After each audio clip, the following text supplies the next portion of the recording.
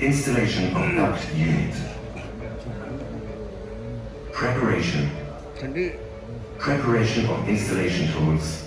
During the installation, the following tools may be used. Pipe preparation. Cut the suitable length of copper pipe as required. Turn pipe cutter slowly and keep increasing force gradually. Make sure there is no deformation. Cut surface should be level. Put the open of pipe downward and remove burr inside with a scraper. Use rubberized fabric to wrap copper pipe head or use a cap to seal the pipe to prevent foreign materials from entering. Sheath with the insulating tube. You should add glue between two insulation tubes if one is not long enough to avoid the condensation. Sleeve the nut. Pipe expanding.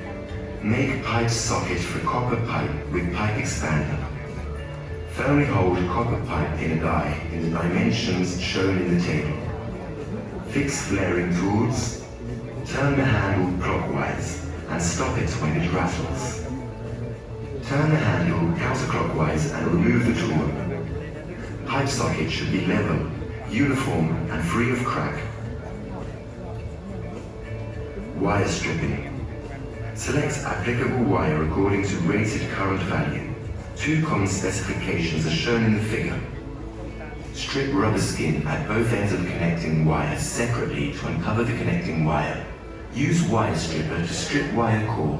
The length of naked core should be around 10 millimeters, 0.5 inches. Changing air return direction. Decide the air return direction based on the duct design.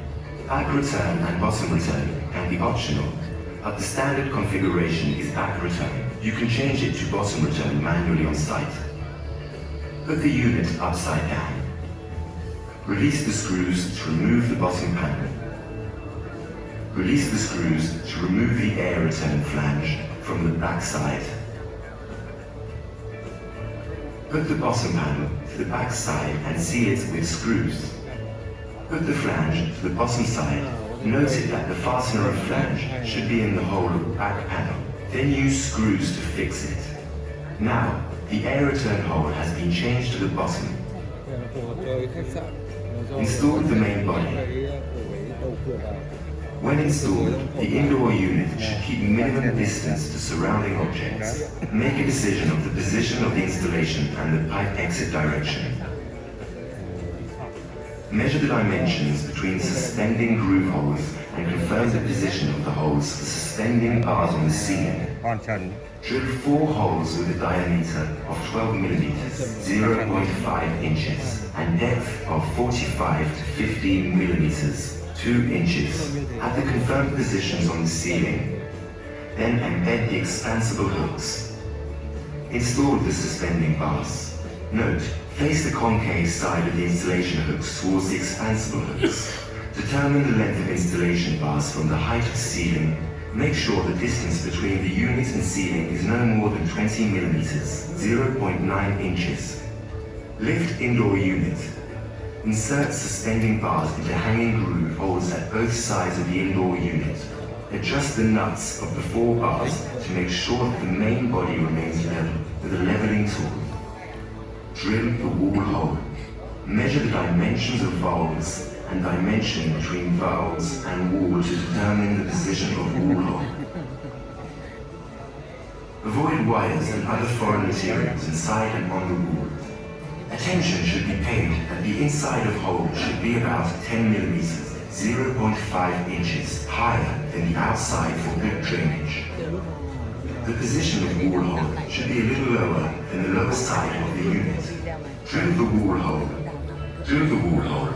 The diameter should be at least 90 millimeters, the unit size lower than 24,000 BTU, 7.1 kilowatts, and 105 millimeters, the unit size higher than 36,000, 10.5 kilowatts.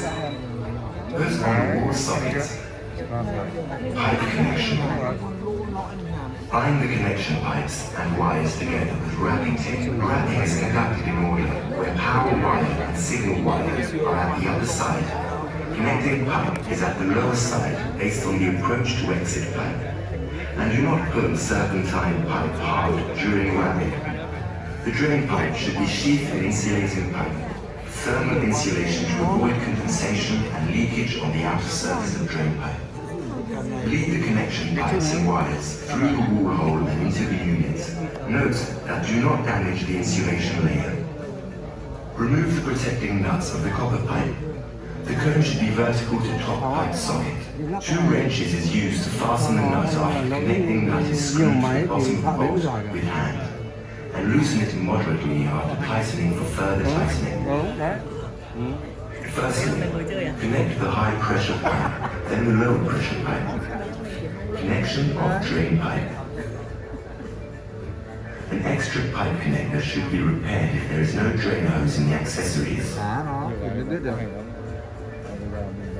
Add some glue on the drain outlets of the units to avoid leakage, and put on the drain connector, which inner diameter is 25 millimeters.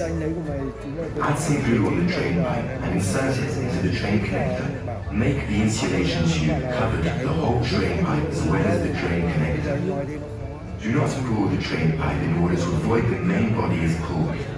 To prevent water from flowing backwards into the air conditioner while the air conditioner stops, please lean the drain pipe down toward outdoor outlet side at a degree of over 1/100th.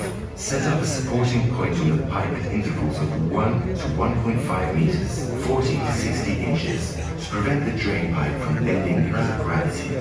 If drain pipe is in over length, it is required to add vent hole at certain intervals to ensure for smooth drainage. The end of the drain pipe shall not directly touch the ground. Wiring. Make the wiring work strictly as the diagram shows. Release 4 screws for fixing the electrical box cover and remove it. Connect the power cable and communication cables to relative terminals. Note that the L-N sequence of power wires and terminal.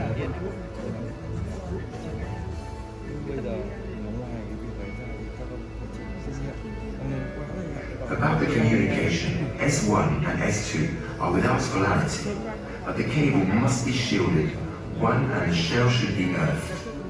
Release the fixing screws and take down the cable pressing pad.